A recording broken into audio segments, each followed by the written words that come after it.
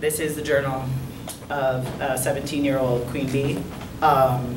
It is a book about dealing with male privilege when you are a trans man, and how weird that is. September 1st.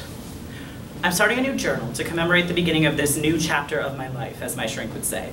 I don't think people really say shrink anymore, not people my age, but I take pride in being different from other people my age. For example, I am writing this in a journal in pen and not posting it online. This means I can say anything I want and no one will cancel me in 5 years when I'm famous and they find out I was mean in high school. As if every famous actor wasn't. Listen, I just know I'm meant for more than this and I'm not going to wait to act like it until it won't hurt the other kids' feelings. Anyway, I'm starting this new chapter because I'm a murderer. I didn't think it would be that big of a deal. See, my parents had a daughter before they had me, and she was a really beautiful bitch, Middletown, New York's own Regina George. She had wavy blonde hair down to her butt and dark Instagram influencer eyebrows. She was kind of fat, but it was easy to hide because she wasn't so fat she couldn't be called a real woman with curves, which in retrospect is hysterical.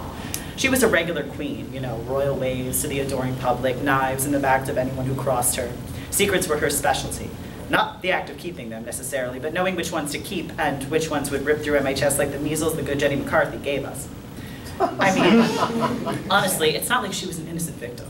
I thought I'd get a free pass killing her, not just because she was a bitch, but because she was me, but no such luck. Did you like the way I dropped that? I'm gonna be a famous actor one day once I get into NYU, but I've always been praised for my writing, and the shrink says writing this journal could be a good trial run before expressing myself to others. I think she meant I'm obnoxious. That's just one of the things people have called me since as far back as I can remember. Obnoxious, also bossy, stuck up, rude, I love the sound of my own voice, etc. Anyway, apparently that transfers to paper. What I mean is, I tried to kill myself, botched it, hence the shrink, and then came out as a boy. Everybody's like, but you like boys. You have good posture. This isn't fair, I wanted to look at you. My dad doesn't talk to me. My mom bought a book called Loving Your Transgender Teen because she needs instructions now. The shrink says they need to mourn their daughter before they accept their son. How to love the dick who skinned your daughter and wore her skin like a suit. Fine, whatever. The only reason I can inject testosterone into my thigh every week is because I nearly erased the both of us from existence with 2 full bottles of Tylenol. I like to be thorough. They basically signed the consent forms with an invisible gun to their heads. Or my head, they seem to think it's the same thing. And now I've been sitting at their dinner table almost every frickin' night, but God, they miss their kid. I thought you figured out object permanence when you were like a toddler, but every day cis people prove me wrong.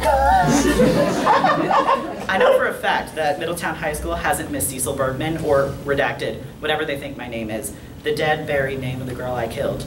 Like I said, she, I, whoever they know, wasn't very nice. But if they think I'm not coming back better than ever, they have another thing coming. And that's why I'm writing in this thing. It's 2019. Boys can be mythic bitches too, especially if they're gay, and honey, I am.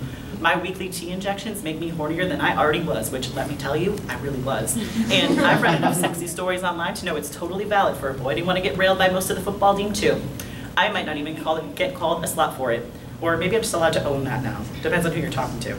The point is, I'm not giving up the throne I worked for in the enlarged city school district of Middletown, the one Frankie and Lily Rose have been holding down for me while I was in brain jail, not for anything. This year might have been the worst of my life, but it was the best one too.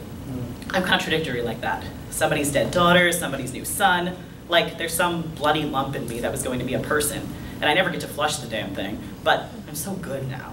My legs are thick with hair, and now I've got some on my neck. My voice officially dropped. The other day at Cumberland Farm, somebody called me brother. It made me feel sexy, like a bird of prey. So I'm here to record this. Cecil Bergman is back, MHS, and watch out because now he is a fucking killer.